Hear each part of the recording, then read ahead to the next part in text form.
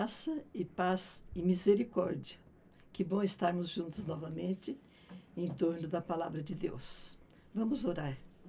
Paizinho, muito obrigado pela oportunidade que estamos tendo de estarmos juntos em torno da Tua palavra. Pedimos que o Senhor esteja nos ensinando nesta tarde, Pai. E que o Teu Espírito Santo esteja visitando cada um de nós com paz, com alegria e com cura também, Paizinho. Muito obrigada em nome de Jesus. Amém.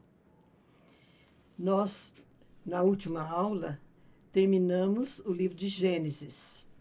Vamos lembrar que o livro de Gênesis nós tratamos da criação e depois da formação do povo hebreu, com os patriarcas Abraão, Isaque, Jacó e José.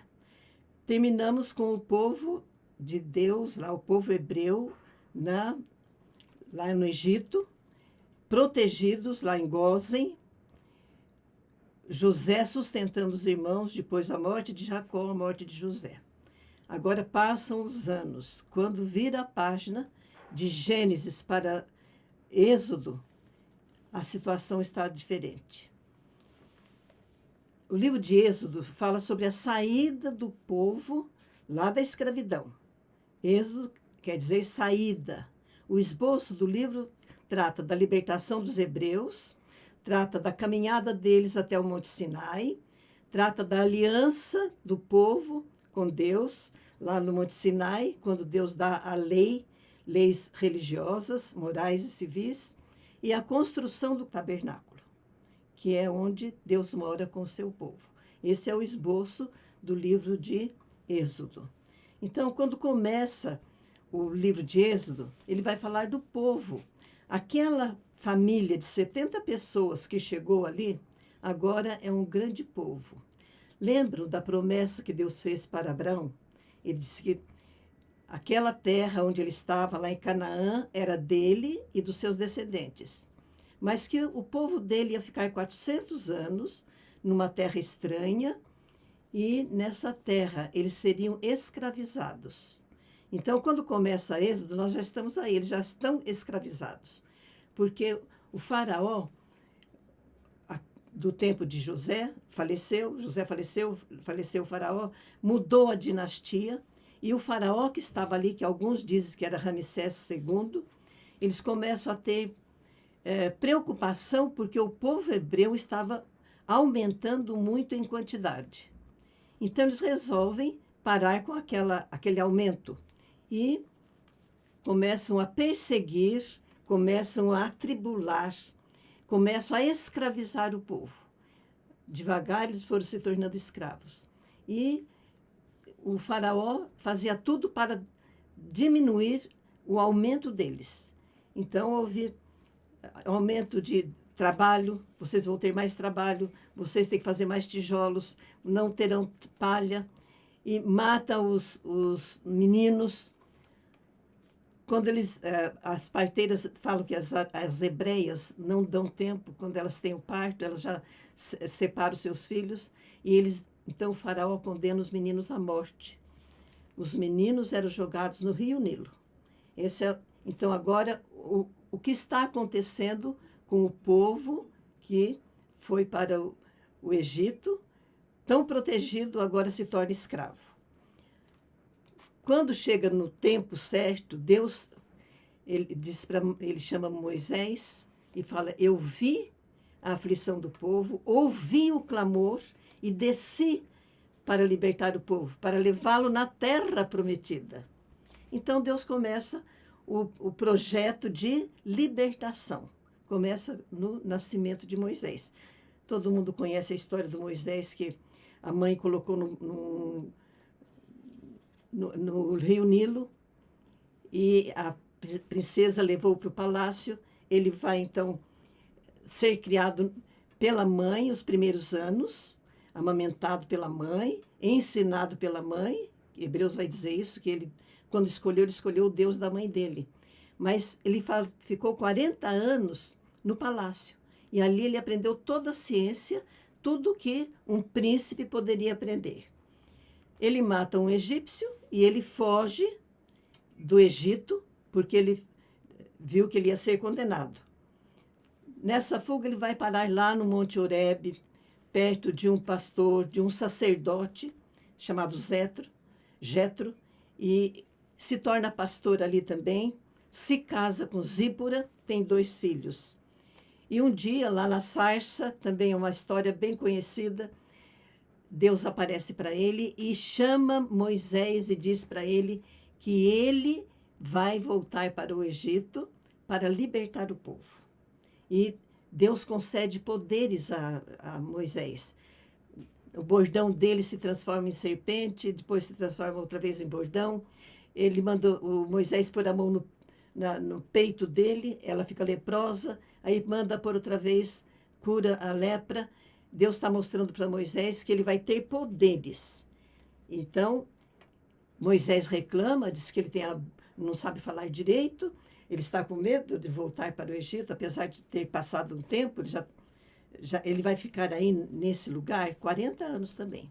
40 anos no palácio, 40 anos aí como pastor. E Deus fala, não, o Arão, o seu irmão, vai com você e vai te ajudar.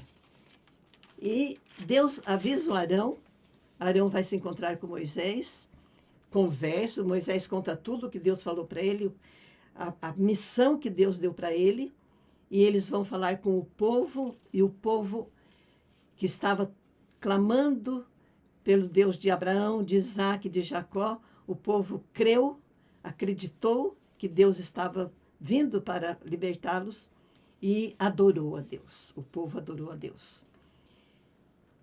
Tem uma observação que nós vamos ver em todos os lugares, que Deus fala muitas vezes com Moisés. Muitas vezes Deus confirma, Deus diz para ele certinho o que ele tem que fazer, como ele vai fazer. E é interessante porque a palavra de Deus era o fundamento da comissão de Moisés, a fonte de onde a sua coragem emanava. E Moisés cria fé e obedecia. Muitas vezes aparece, Deus falou, Moisés obedeceu e fez conforme Deus mandou. Então, Moisés e Arão vão ao faraó. E diz a palavra que o faraó endureceu. Tem hora que fala que Deus endureceu o coração de faraó. É um assunto meio... A gente precisa pensar muito.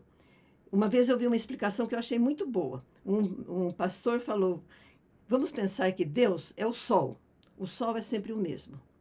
E nós somos as pessoas, as coisas, os objetos. O sol permanece o mesmo. Agora, tem coisa que diante do sol, ela endurece. E tem coisa que diante do sol, amolece. O asfalto, o ovo, amolece. Tem coisa que amolece. Então, um pastor disse que o faraó era filho da serpente. Então, o coração dele, quando chegava perto de Deus, endurecia. Deus falava uma coisa e ele não aceitava. Enquanto que Moisés aceitava e obedecia. Aí, fala para o faraó deixar o povo sair. O faraó só falta dar risada, né? Como que ele ia deixar os escravos ir embora? E ele fala que ele não nem crê nesse Deus e nem vai deixar o povo ir. Então, Deus avisa o faraó, todas as pragas eram avisadas. Deus avisava Moisés, Arão, e eles avisavam o faraó. O que era? Deus ia mandar pragas para convencer o faraó de deixar o povo sair. As pragas, todo mundo conhece essa história também. Quem não conhece, lá no capítulo 5 até o 11, vai dizer que são 10 pragas.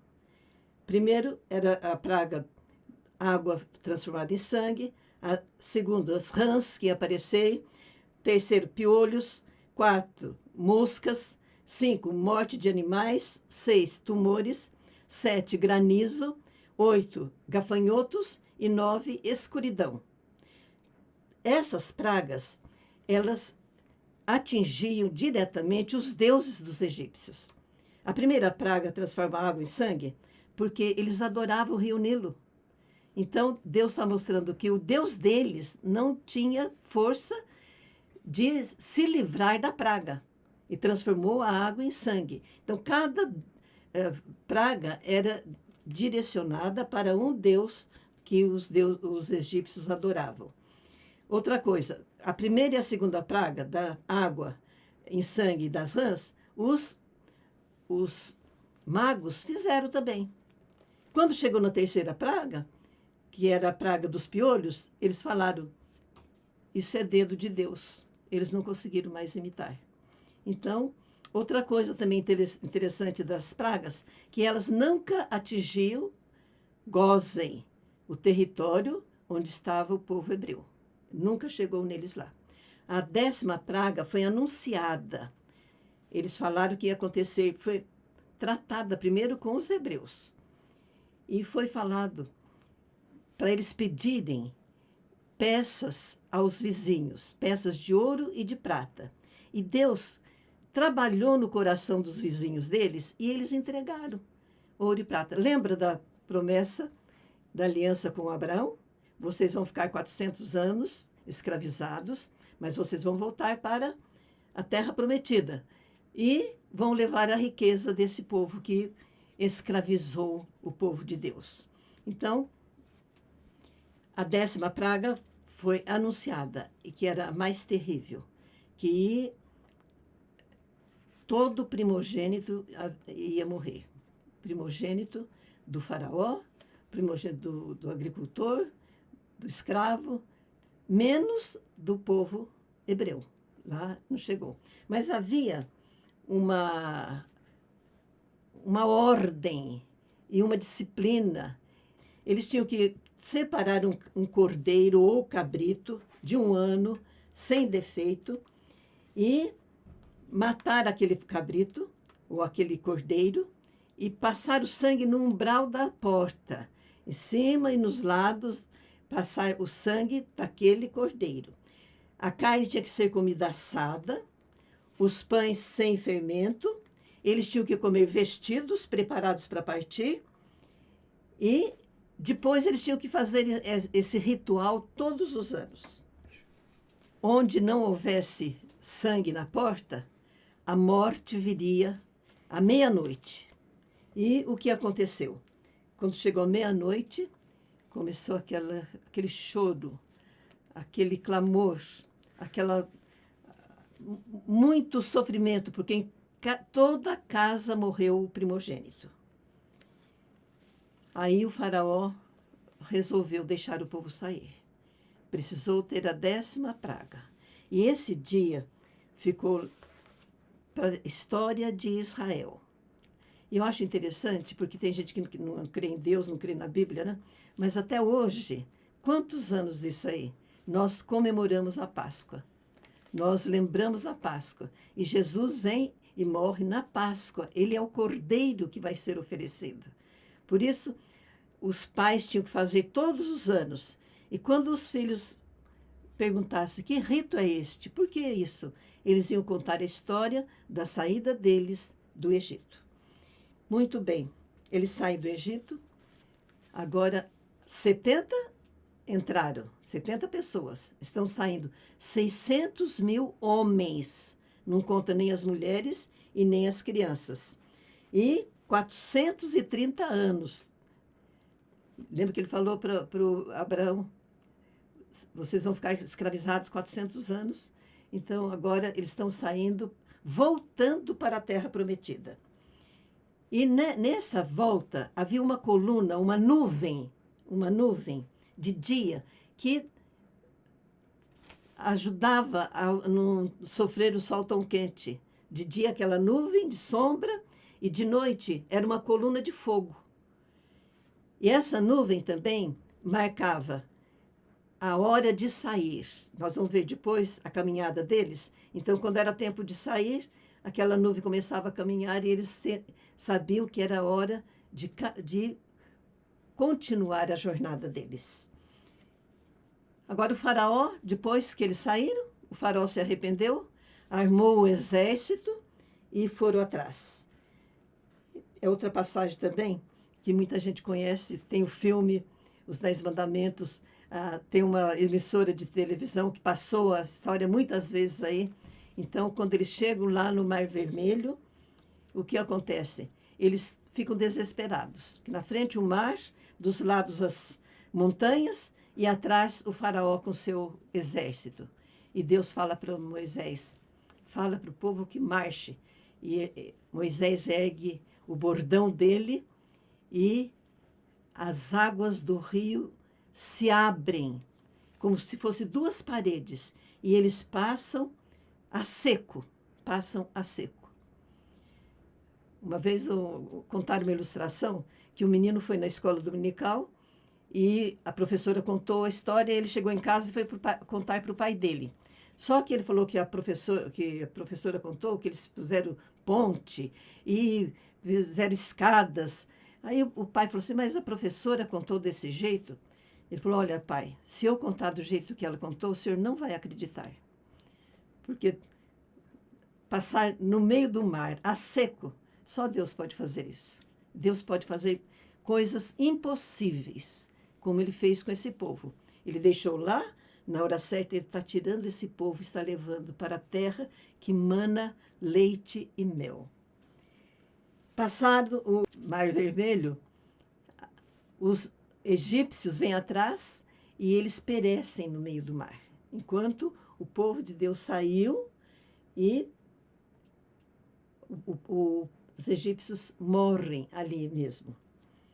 E Moisés, Miriam e o povo celebram. Tem um cântico, eles cantam, ela toca o tamborim e eles dançam e cantam agradecendo a Deus pelo livramento. Do Mar Vermelho ao Monte Sinai. Deus provê cura se obedecerem. Então, tem um salmo que diz assim, enviou-lhes a sua palavra e os curou. E eu estava lendo esses dias que ninguém ficou doente nos 40 anos que eles vão peregrinar. Deus enviou a palavra dele e os curou. Deus enviou alimento, o maná e codornizes. Deus deu água para eles todo lugar. Houve até problema, porque eles já ficavam reclamando, era um povo reclamão, mas Deus deu água para eles no deserto. E proteção. Os amalequitas vieram, eles venceram a guerra. E organização. Jetro, o sogro de Moisés, foi lá e ensinou a distribuir tarefas, porque Moisés estava julgando todas as causas e ele ficou só com as causas principais. E Deus vai falar com Moisés no Monte Sinai. E Moisés instrui o povo. Eles tinham que se purificar, eles tinham que respeitar, iam chegar perto do Monte Sinai. E Deus mandou Moisés dizer, se vocês guardarem os meus mandamentos, vocês serão minha propriedade. Então, ali no Monte Sinai, Deus vai dar os 10 mandamentos, que nós vamos estudar na próxima aula.